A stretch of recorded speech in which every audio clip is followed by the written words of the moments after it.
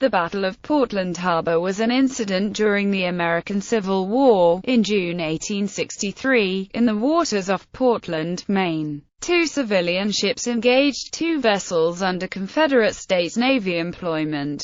Background: around June 24, a Confederate raider named the Tacony, commanded by Lieutenant Charles Reed, CSN, was being pursued by the Union Navy. To thwart their pursuers, at about 2 a.m. on the 25th, the Confederates captured the Archer, a Maine fishing schooner out of Southport. After transferring their supplies and cargo onto Archer, the Confederates set fire to Tacony, hoping the Union Navy would believe the ship was destroyed. On June 26, a raiding party entered the harbor at Portland, sailing past Portland Head Light. The rebels disguised themselves as fishermen and entered into Portland Harbor late in the evening. They planned to slip back out of the harbor and try to destroy the area's commercial shipping capability. Battle. When the raiders left the port area on June 27, they proceeded to the Federal Wharf. Having the advantage of surprise, the crew seized a cutter belonging to the Revenue Service, the USRC Caleb Cushing, whose namesake was a Massachusetts congressman, United States Attorney General and minister to Spain.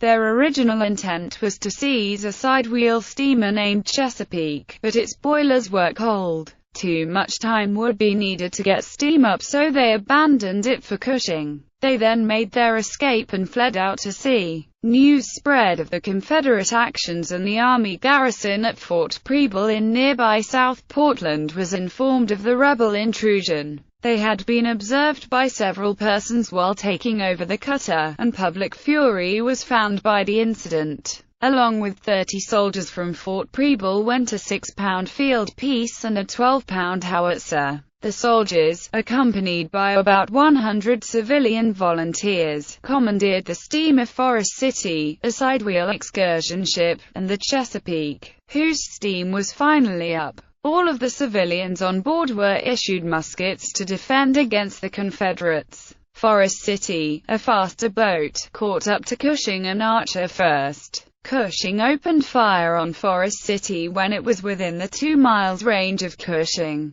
The captain of Forest City was afraid to pursue any further. Cushing, being a revenue cutter, had 2 secret compartments hidden in the captain's stateroom. Lieutenant Reed had not discovered the cache of powder and ammunition that were stored there. If he had, the outcome could have been very different. Chesapeake, which had left port sometime after Forest City with Portland's Mayor Jacob McClellan in command, finally caught up and continued on toward Cushing. The wind was beginning to blow against the Confederate sailors, and the steamers soon caught sight of Cushing. Reed ordered Cushing torched, so the munitions were destroyed by exploding in the cutter after it was abandoned by her 24 crewmen who escaped in lifeboats. They surrendered to Mayor McClellan and were held as prisoners of war at Fort Preble. Archer was also soon captured and all the rebels were returned to Portland. Aftermath. It was discovered that the Confederates were in possession of over $100,000 in bonds.